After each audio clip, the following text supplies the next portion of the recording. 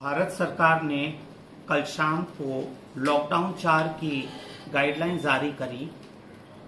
उसके तहत उन्होंने कुछ एक्टिविटीज़ जो थी सभी जगह प्रतिबंधित की, कुछ मना करी और बाकी सारी गाइडलाइंस के लिए राज्य सरकार को अधिकृत किया कि वो राज्य में संक्रमण को देखते हुए कंटेनमेंट जोन्स बनाएं और शेष एरियाज को रेड, ऑरेंज और ग्रीन जोन में करें और अपने स्तर पे डिसाइड करें कि क्या गतिविधियां अनुमत हों और क्या नहीं।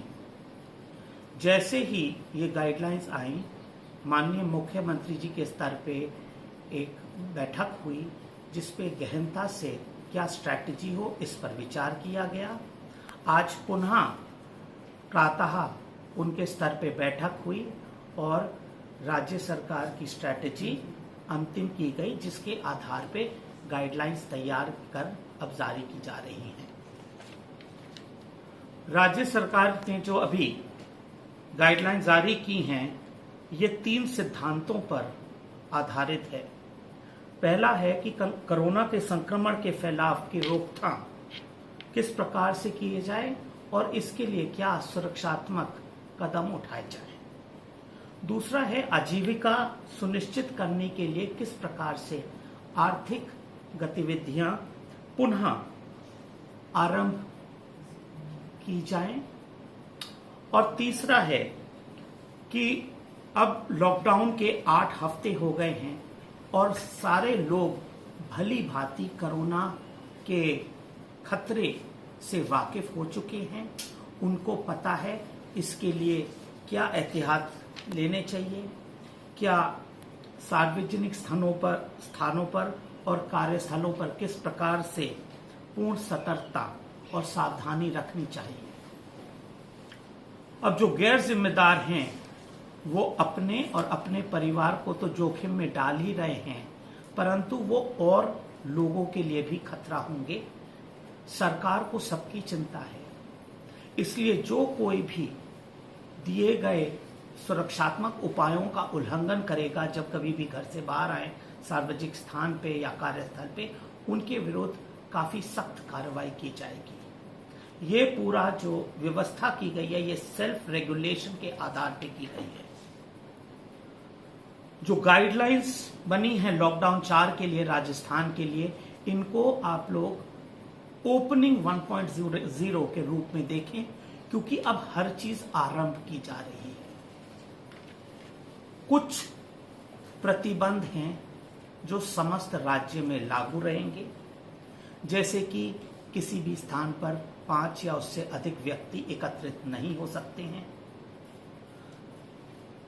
रोज शाम को 7 बजे से लेके प्रातः 7 बजे तक कोई भी व्यक्ति बाहर नहीं निकल सकता है। ये कर्फ्यू वाली स्थिति रहेगी।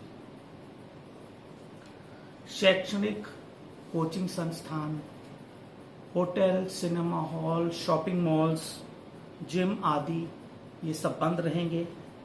किसी भी प्रकार का समारोह आयोजित नहीं होगा, चाहे सामाजिक हो, राजनीतिक हो, स्पोर्ट्स का हो, कोई पार्टी हो, किसी भी प्रकार की पार्टी, बर्थडे पार्टी नहीं आयोजित हो सकती।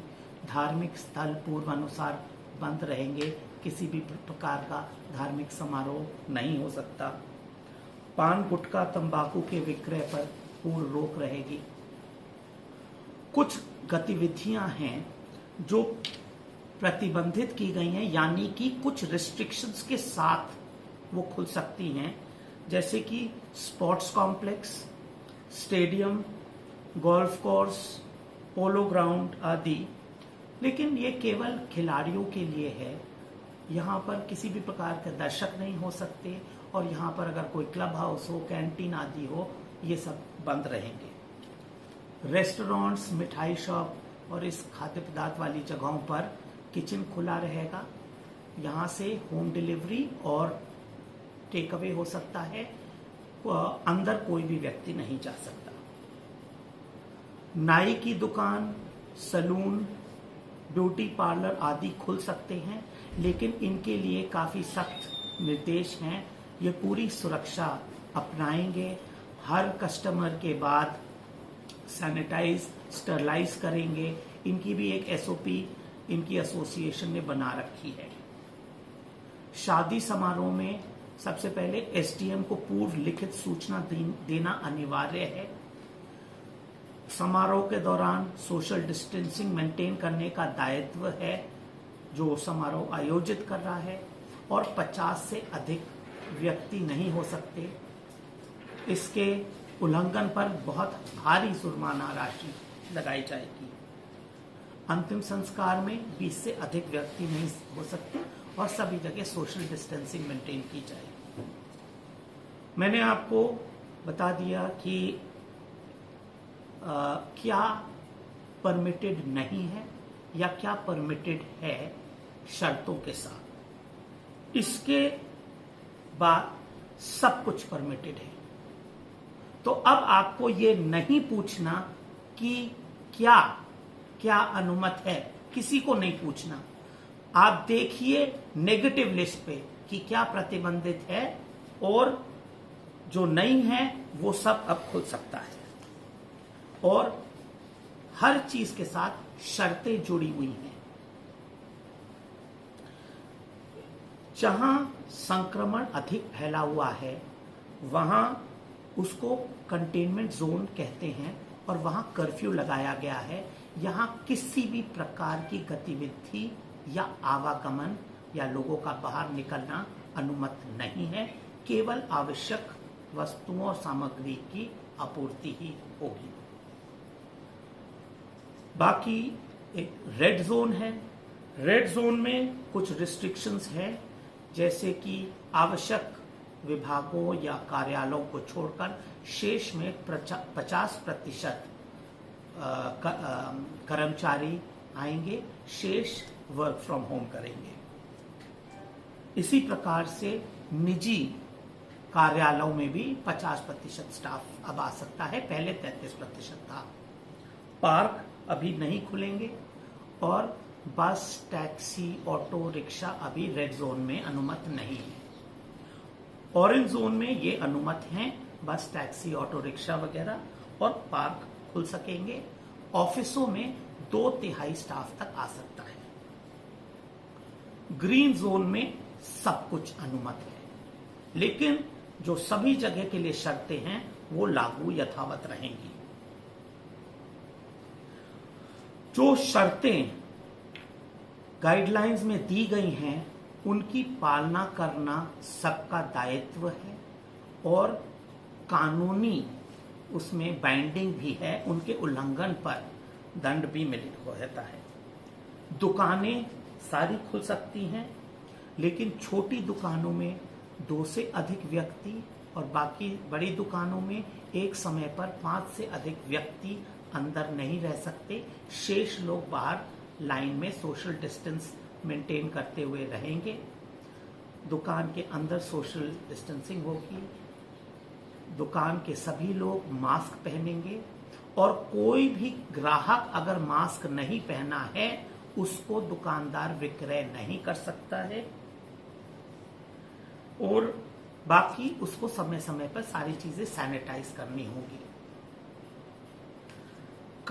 जो भी कार्यस्थल हैं, ऑफिसेस, फैक्ट्री आदि, इनके लिए बड़ी ही विस्तृत दिशा निर्देश गाइडलाइंस में दिए गए हैं, और जो भी इनके प्रभारी हैं, इंचार्ज हैं, वो उनका उत्तरदायित्व होगा। चाहे दुकान हो, चाहे कार्यस्थल हो, इनका समय समय पर निरीक्षण किया जाएगा कि क्या ये सुरक्षात्मक उपाय की पालना कर रहे हैं या नहीं। जो नहीं कर रहे हैं उनको बंद कर दिया जाएगा, उनके विरुद्ध कानूनी केस दायर किया जाएगा, और यदि जुर्माना होता है तो जुर्माना भी लगेगा। इसी प्रकार से जो सारे लोग हैं, व्यक्ति हैं, उन पर भी पाबंदियां हैं। बिना मास्क के कोई घर से बाहर नहीं निकल सकता।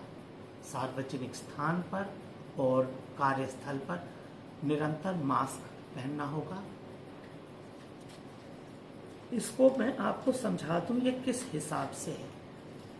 ये कोरोना का संक्रमण जो है आप पास आते हो तो दूसरे से आपको इन्फेक्शन मिलता है। इन्फेक्शन नाक या मुंह से आता है।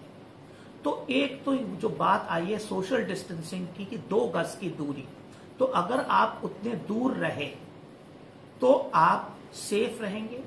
सेकेंडली, आप मास्क पहने हैं तो कोई संक्रमण आपके मुंह में या नाक में नहीं जाएगा, तो आप सुरक्षित रहेंगे। तीसरा, जब आप वैसी चीजें छूते हैं जिनको अन्य लोगों ने छुआ है, तो आप इसके लिए सैनिटाइजेशन, हाथ धोना साबुन से समय समय पर आवश्यक है। ये सब लोग अगर सुरक्षात्मक कदम उठाएंगे तो ही सब सुरक्षित रह सकते हैं। और ये ध्यान में रखिएगा कि कोरोना है, इससे घबराना नहीं। आप पूरी सावधानी बरतेंगे तो सब लोग आराम से काम कर सकते हैं। और एक है आवागमन, इसके विस्तार से गाइडलाइंस में विभिन्न निर्देश दिए गए हैं। मुख्य अभी मैं जो बता सकता हूं वो ये है कि जिले के भीतर और अंतर जिला, एक जिले से दूसरे जिले जाने के लिए अनुमति है। काम पे जाने के लिए कोई पास की इसके लिए आवश्यकता नहीं होगी, क्योंकि विभिन्न जोन को रेड है, ग्रीन है, ऑरेंज है, इसको देखते हुए बस सेवा भी पुनः चालू करेंगे। हम रूट्स देखेंगे तो गृह विभाग जिन रूट्स को अनुमत करेगा उन पर बस सेवा आरंभ की जाएगी। एक और इम्पोर्टेंट बिंदु है, पहले वाहन संख्या में यात्री जो थे निर्धारित किए गए थे, जो वाहन क्षमता है उसके अनुसार यात्री ट्रैवल कर सकते हैं। यदि उससे अधिक हुआ तो उस वाहन के खिलाफ और लोगों के खिलाफ कार्रवाई की जाएगी, वाहन जब्त भी किया जा सकता है।